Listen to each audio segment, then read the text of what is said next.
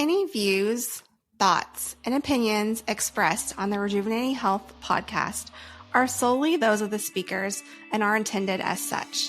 Please consult your trusted healthcare practitioner for medical advice. Let's go, girls. Hello, ladies. Welcome back to the Rejuvenating Health podcast. I am Mindset Coach Lakin, and as always, I'm joined by women's nurse practitioner Lindsay Van Schoik. And today we are talking to the woman who is doing everything. These are the ladies that are running the house, taking care of the kids, supporting aging parents a lot of the time, managing a full-time job, and just keeping everyone alive and fed and scheduled and emotionally regulated and the household functioning and all the things. And then on top of that, we get it. You're told strength train 3 times a week minimum. Make sure that you're hitting a daily protein goal, walk every day to get your steps in, prioritize your sleep, manage your stress, all the things. And, you're like, cool, but with what time? With what energy? Like, how am I supposed to handle all this? Yeah, it can be super overwhelming. And from the health side, this matters so much because we can give you guys the best supplement plan, the best workout plan, the best lifestyle medicine plan. But if there's no room in your life for the plan, if you don't have the capacity for it, it's not going to stick. And it doesn't mean that the plan is bad. It means that we have to look at where you're at in life and your capacity. That also doesn't mean that just because you're busy, you can put your health on hold. I want to put in there as a caveat too, because this is not a conversation that means, oh, I'm just going to wait 6 months until things get better, because Right. that's not Because the life right is way always to going do to be it either. lifing. There's never an ideal season to prioritize yourself. It's that it needs to be a priority, but we also have to make space for it. So today's conversation is about why survival mode can tend to look like success. We're very programmed for that. And why your health goals may be outside your current nervous system's capacity, and how to actually build sustainable habits without turning them into, one more thing that you're going to beat yourself up over of not completing on your to-do list. Yeah, because I feel like that's the vicious cycle that we get in.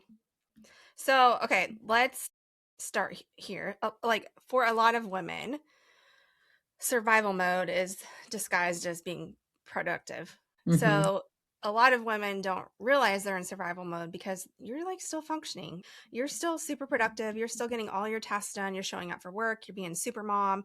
You're doing all of these things. You're super successful. Like you're doing everything that you're supposed to be doing. You're taking care of everyone. But I will tell you, ladies, this, your body knows the difference between being aligned productively and survival productivity. Like, I've seen your guys' cortisol levels. Yes, I was gonna say, what does the cortisol say? Like, this is huge. Like, a lot of women think that survival mode only looks like falling apart. Like, they feel like they hear survival mode, like, that's not me because I'm doing all the things. Everything's fine. It's like, but for high functioning women, especially, survival mode often looks like just your regular Tuesday. It's like you're just the one that ends up handling everything, and you become the go-to person. Like, you're the dependable one, the one who doesn't need much from other people, the one who always figures it out, the one who, can always end up carrying more because you'll always just make it work. And that gets wrapped up in your identity a lot of the times. And we get a lot of really affirmative praise for that. So that's why it feels really good. And when you try to take care of yourself, then it doesn't just feel like adding a workout, right? It feels like it's threatening this whole system that you've built your entire life around, where I'm the one that handles everything else for everybody else. And so if I stop being the one who does everything, then what happens? Like, who will need me less, or who will be disappointed in me, or who's going to step up? That's a big one. Like, who's going to do it if I don't do it? And like, we're always looking for what's going to fall apart if we're not the one doing it all. Yeah, and I think there's a lot of guilt around that too. Mm-hmm. Worry, guilt, added pressure, physiologically, that constant state of feeling like you're letting people down and worrying and sense of responsibility, it really keeps your stress response activated. And your body doesn't care if Stress is from a deadline, if it's from caregiving, if it's from emotional labor, if it's from family dynamics. It doesn't care if it's from under eating. It doesn't care if it's from being chronically sick. Stress is stress. No matter where your stress is coming from, it's stress. Yeah.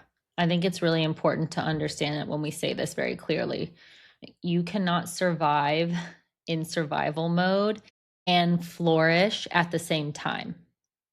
So you can function, you can produce, you can perform, you can do what you're doing right now, but flourishing, and what we mean by that is when you are actually doing the things that increase your capacity, when you are feeling your best, when you are your most confident, most comfortable, most rested version of yourself, that requires capacity. And that capacity requires space. We need space to be able to put these things in place that pour back into us. Yeah. And we have this idea. I like to use like the plate analogy. We use this for balance plate also, but I like to use this when we're talking about nervous system and capacity too, because we see this pattern relentlessly. I talk to clients about this, I feel like on repeat. A woman has a full plate most of the time, and not like kind of full, like, oh, it's just a couple things on there. It's like Thanksgiving plate full. Like the food is touching the other food and touching the edges and stuff's falling off the sides. Like, and she takes that plate and then she wants to add a health goal on top of it, right? Or personal care or whatever we want to talk about as far as like self care. And instead of asking, okay, if I'm going to add something to this plate, what needs to come off so that this can fit nicely here? She says, oh, well, I'll just add this too. Because that's what I'm used to. I'm used to just piling things on as they come to me. And so now the workout becomes not something that feels supportive to her or not even something that she's like looking forward to doing. It becomes another obligation because it feels heavy. Protein isn't something that is, I'm looking at as nourishment. It becomes something that, oh, it's just this other thing to track and that I have to check the box on. And sleep doesn't become something that I'm prioritizing my restoration. It's just another thing that I'm struggling with to manage in my time. And this is why so many women resent these habits that are supposed to help them. Yeah, and that's when you start seeing the inconsistency happen. It's not because like you don't care, but it's because you're just adding another thing that's putting your system over capacity. It was already at capacity, and now you're adding something else that's making it go over capacity. Yes. Yeah. And if your plate is already full, then your next healthy habit doesn't need more discipline first necessarily. It needs a place to live. That's where we talk about when you're working with your coach and we're talking about meeting you where you are. We have to ask the questions of, okay, what's currently on your plate that can be delegated? What can be outsourced? What can be simplified? Just because we've been doing something the same way for a long time doesn't mean that there's not a simpler way to do it. What can stop being just yours just because it always has been? Like, where can you ask for support? Because if everything is non negotiable except for you, if you're the only thing that you're willing to negotiate on your list, then your body is going to eventually force the negotiation, whether that's through illness or metabolic disease or, the myriad of things that we see what happens with women when they put themselves on the back burner for years and years and years. Yeah, yeah. I think another piece to address is a lot of things that come up around your health and taking this step is fear. Hmm. There's this fear around maybe I don't want to know what's going on with my health, or maybe I kind of want to ignore it, or there's this fear of genetics and I know what my family history looks like, or there's a fear of what the lab results are going to show. And like we hear women all the time say, well, this runs in my family, or like my labs are trending in the wrong direction, or I feel like this is inevitable. And fear is also stress. Like it also causes Hmm. stress, right? Yeah, and that fear can go one of two ways. Like one part of it is going to say, well, I need to do everything perfectly so I don't end up like that, where we like really resist it. And the other part where we get a lot, it's like, well, what's the point? It's inevitable. So like, why bother? Right? There's nothing I can do about it. And it is this kind of tug of war. But the reframe that I would offer you here is, we've talked about this before in a previous episode, the fact that genetics are a blueprint, but your daily actions are the things that actually influence the build out. So if you've inherited a template, like imagine that, those neighborhoods where it's like you have the homes that are similar, you get like the base template and then you get to customize it as you go. Like, okay, so you're handed this template, but that means those are your predispositions. Like you may be predisposed to certain things that run in your family, and you have maybe some family patterns that are working against you, but your house doesn't have to look like your mama's house. So it's like your body doesn't have to express every single pattern that you've inherited genetically. You don't control the entire outcome. Obviously, genetics do play a role, but you do control the direction that you contribute towards. I mean, genetics essentially, I'm sure you've heard this. What is it called? Anyways, I'm going to say it. That genetics load the gun and you have to pull the trigger. Yeah. So, genetics, yeah, they're your blueprint. But it's the same as thinking like a map. Like genetics are your map, but there's a million different ways to go get to one place, right? Mm-hmm. Like if I want to drive to California, there's probably 25,000 different ways that I could take to get there. Your daily actions are what pull the trigger on that gun to your genetics. And that's where the lifestyle medicine piece comes in. Genetics matter. Honestly, I think genetics matter quite a little, to be honest, when it actually comes down to it. I think now more than ever because we know so much more than we used to as well. Yeah. Like we have so many more Yeah. tools than we've ever had. Yeah. Like your sleep, your stress, your movement, your protein, your muscle, your lifestyle choices, and the environment that you put your body in matters a heck of a lot more than your genetics do. Yes. And the time between now and whatever destination you're going to until that house is built is going to pass either way. The same amount of time is going to pass either way. I always say this to clients. So you're either spending that same amount of time feeding the pattern that you don't want or feeding the version of you that you want to become. That doesn't mean perfection every single day, but it does give you a general direction that you want to go in. And if you want to go in that direction, it should be very clear this habit is taking me in that direction and this habit is taking me further away from it. I mean, I'll be honest, like we used to do genetic testing in rejuvenating health, Yeah. and I went away from it because I feel like it gave people an out. Okay, I did these genetics and you have all these FTO genes and it says you're predisposed to obesity. It kind of gave people an out. Hmm. Like, oh, well, I'm destined to have these obesity genes and insulin resistance and all of these types of things. And then you kind of get that placebo effect from it too. Like, I have genes to do this, so this is what it's like that if you've ever worn a wearable, like I refuse to look at my Whoop before I go work out in the morning because if I look at it and it says Yeah. that my recovery is 10%, I'm like, oh my gosh, I feel like crap. My workout's going to suffer today. And I could be fine. Like, Right. yeah. Right. It's like this cognitive bias. So it's can I check on that information regardless of what I'm doing? Can I separate it from what I know to be true that is going to get me toward the thing that I want, right? Regardless of what this information says. It can be useful information, but not if I'm using it against myself. And that ties really well into this window of tolerance too, right? So this is where we're looking at the nervous system's capacity or the body's capacity. Like a lot of women set goals that are outside of their current window of tolerance. So this means they'll say things like, okay, well, I'm going to strength train, 4 days a week to start, and I'm going to hit 10,000 steps a day, and I'm going to meal prep all my meals, and I'm going to go to bed by 9, and I'm cutting out sugar too. Right. And the goal itself is great. Like, yes, will all of those things get you to the results that you want faster? Percent. But if it's too far outside of what your nervous system currently believes is doable for you, then your body is going to treat it like a threat. So for a few days, you might be able to do that thing, right? Maybe a week, but then it starts to feel really, really overwhelming. And then what happens? You end up freezing or you rebel, AKA self sabotage, or essentially you're retreating back into your old comfort zone, like your old default mode. And then we usually shame ourselves for that. But it's just that you overshot your current capacity. And again, that's why coaching is so important. Yeah, exactly. Exactly. And that's why clinically we care about like your progression. Like we don't want you going from zero strength training to going and doing like this advanced CrossFit workout or spending 2 hours in the gym. Like you have to do advancements and you have to expect your body to adapt without some friction.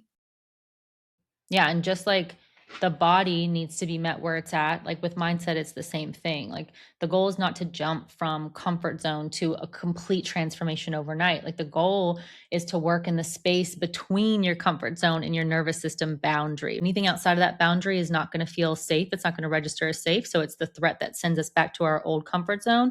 And anything that's inside of the comfort zone isn't necessarily getting us where we want to be.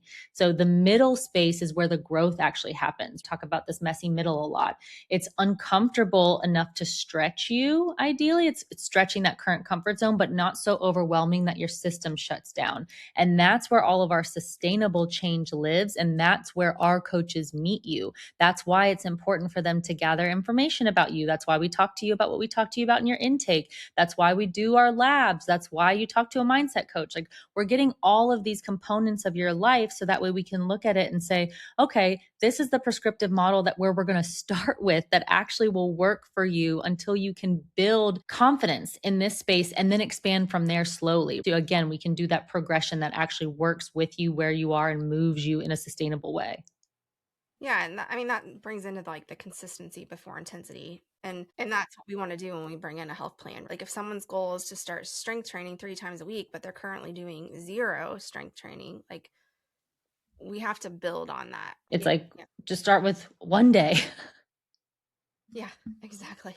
And I think that that's hard for a lot of women too, because, every overachiever out there is just like rolling her eyes, like, oh my God, one day isn't going to do anything. Right. But like one day done consistently is going to be way more powerful than 3 days done chaotically for a couple weeks and then abandoned for 2 months and then getting back to it when you get a fire under your ass. It's like, okay, well, one day weekly, every week until that becomes a new default is going to have a way bigger compound effect. So we have to build the consistency before intensity because the first goal is not the workout itself, right? Like the first goal is actually the evidence to build that identity. We've talked about this before too, of like embodying the identity of somebody that works out. But if you're trying to embody the identity of somebody that trains 4 days a week and you don't train at all right now, that's not a safe space for you to No. be in. And so it's not going to feel that way.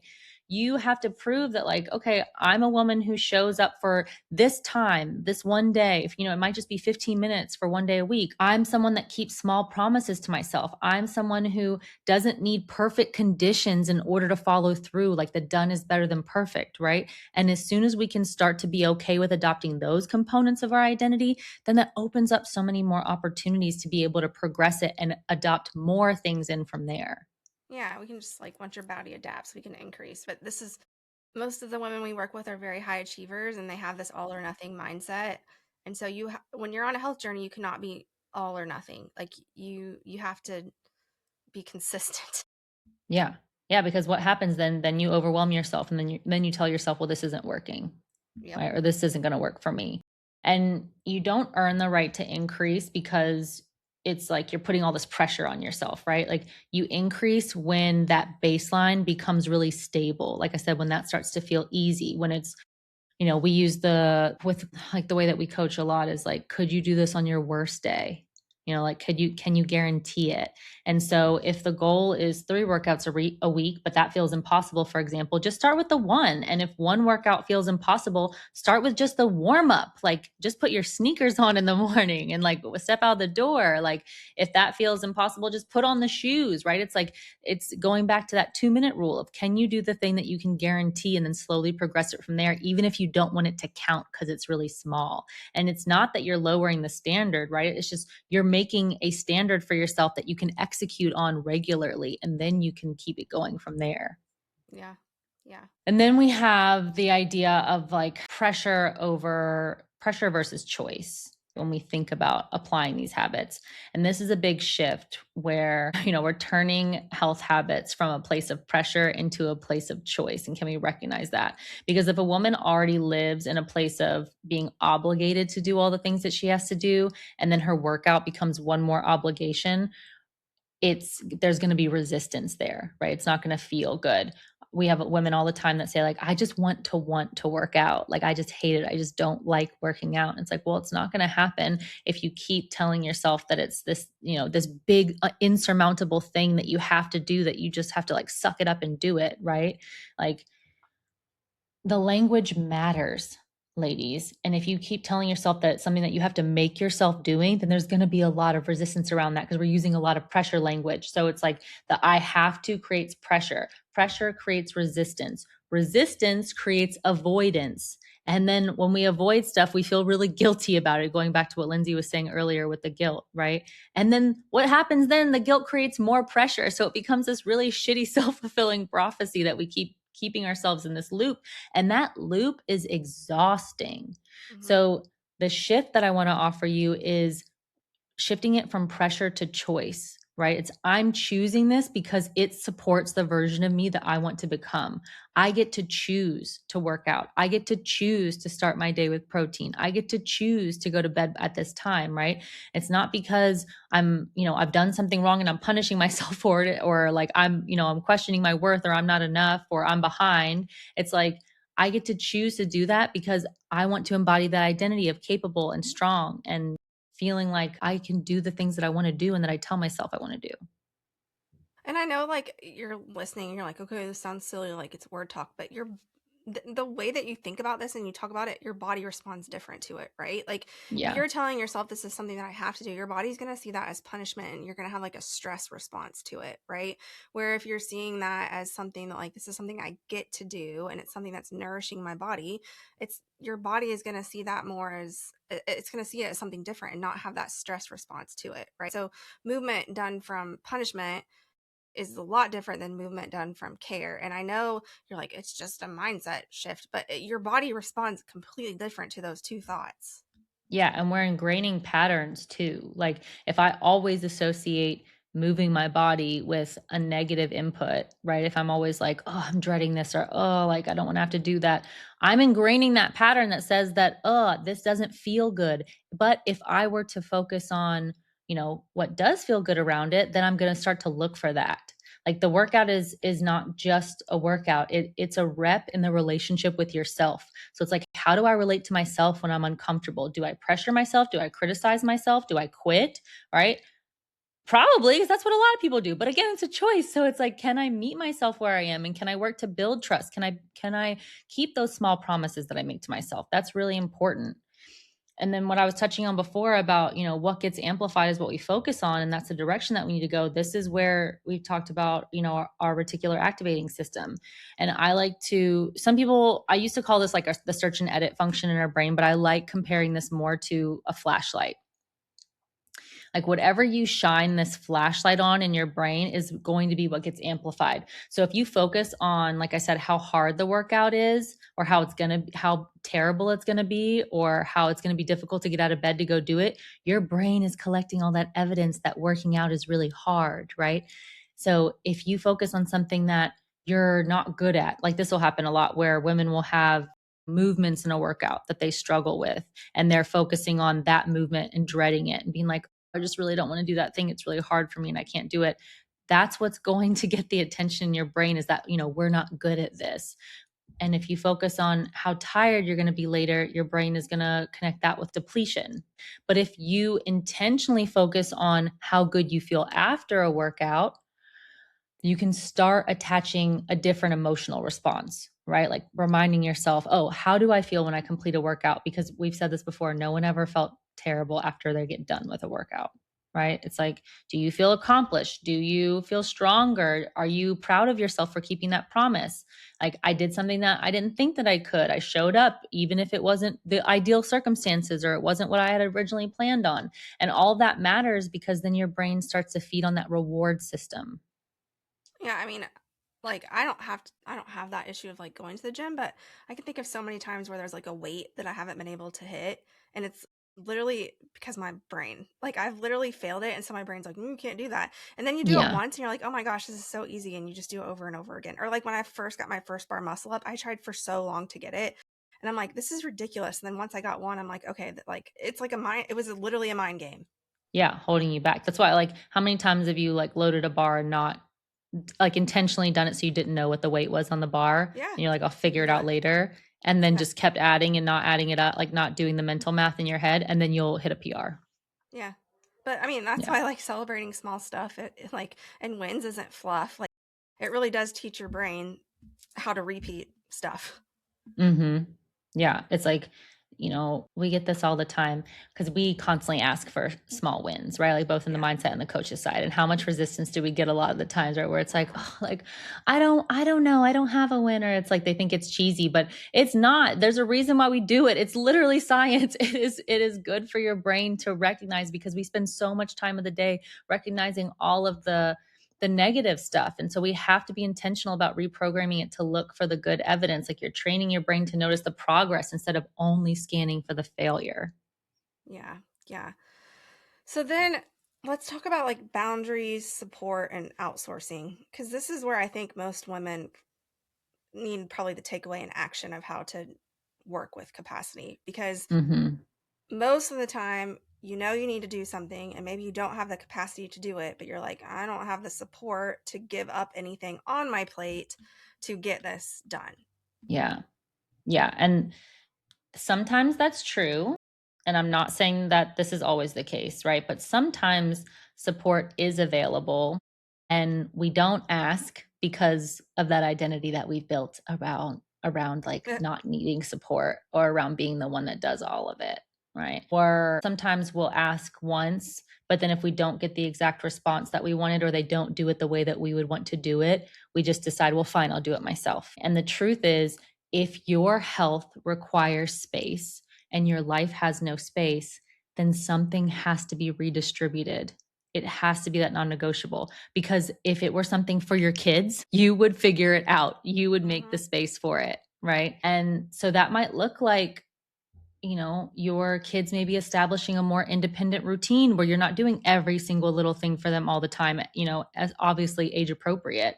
But it could look like asking for support with cooking dinner a couple nights out of the week or grocery shopping or, collectively as a family doing a 10-minute house reset after dinner instead of you being the one cleaning the house in the morning as you're trying to get ready for work and get the kids ready for school and all the things at the same time.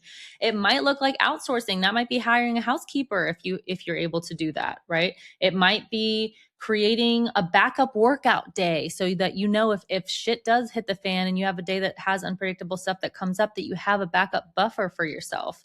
Like none of those are selfish things and we have this negative association that they're selfish. It's just building systems to create space on a plate that has nothing there for you. Yeah, I mean, it is literally 2020. You can almost hire anything and anyone to get it done for you. Like Walmart will literally deliver your groceries to your doorstep. Like you can hire anyone to do deliveries free. Like a lot of times you can get some super easy meals that are super cheap, and it's not selfish and it's not anything like that. And it also is like being a good role model to your kids, right? Like I want my kids, for one, like I make my kids be super self-responsible. Like I'm not doing their laundry. I'm not like you can do that yourself. You're going to have to figure that out. You can do some of this stuff on your own. You can learn how to cook eggs. You can do some of this stuff on your own. You can learn how to clean your room. You can learn how to vacuum. You can learn how to mow the yard. Like Yeah, you you can need to teach pack your your own kids to be a lunches. responsible adult, but you also need to teach your kids to take care of themselves and break the pattern. Yes.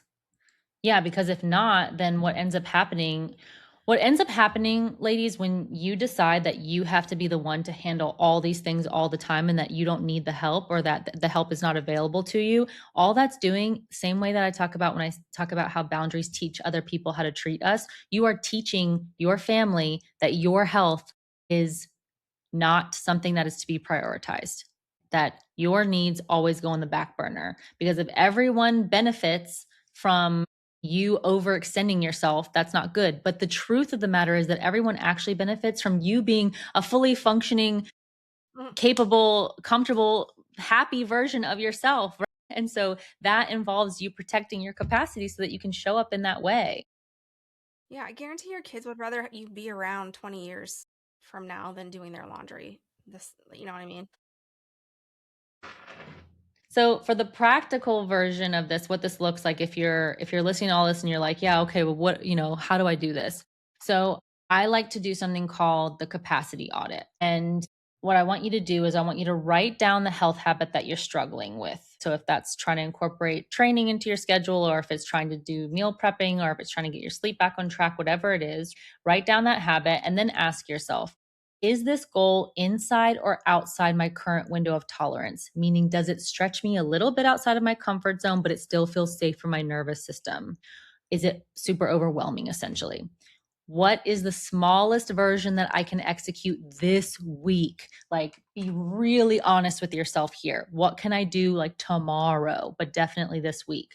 Where will it live on my calendar or wherever it is that you organize your to dos or keep your schedule on lock?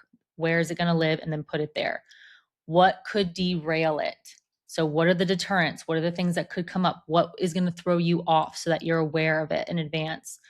What can I prepare in advance to reduce friction? So those two questions go together, right? So if I'm aware of what could derail it, then what are the things that I need to do? That might look like putting my clothes out for my workout the night before, or putting, a shake or my water bottle out, and everything is ready to go. So there's nothing that slows me down in that process.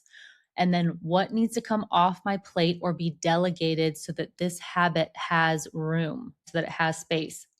And then the last question, which I think is the most important, is am I framing this as pressure or am I framing it as a choice? Because if it feels like punishment, it's not going to last. It won't be sustainable for you. Yeah, exactly. And that's where we see what most women with like that has the most friction, right? So the takeaway today is this.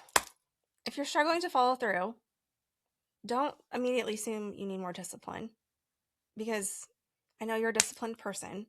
Look at your capacity. Yeah. Your problem is most likely not motivation, right? Yeah. We think that it is, but it may be that you're trying to build a healthy lifestyle on top of a life that doesn't have any space for you in it. And so this week, choose the one small promise to yourself, right? Like, it doesn't have to be perfect. It doesn't have to be a super impressive goal or compared to somebody else's goals. And, can you keep that small promise to yourself? Make sure that you keep it. That's how you build that self-trust with yourself. That's how you can start to come out of this survival mode. And that's how your body begins to actually believe that you're working with it and not against it. Yeah. So if this episode resonates, share it with a woman who's carrying everything. You type A ladies out there, and wondering why you still feel exhausted. Yes. So please share it with somebody, review. We'd love to hear from you. If there's something specific that came up for you today that you're struggling with, please share it with us. We'd love to help you out. Awesome. So next week is Q&A, which we know you all love Q&A. And then we got some fun episodes coming out for you. So make sure you like and subscribe so you can get updates on all of our episodes when they come out. Yes. See you next time.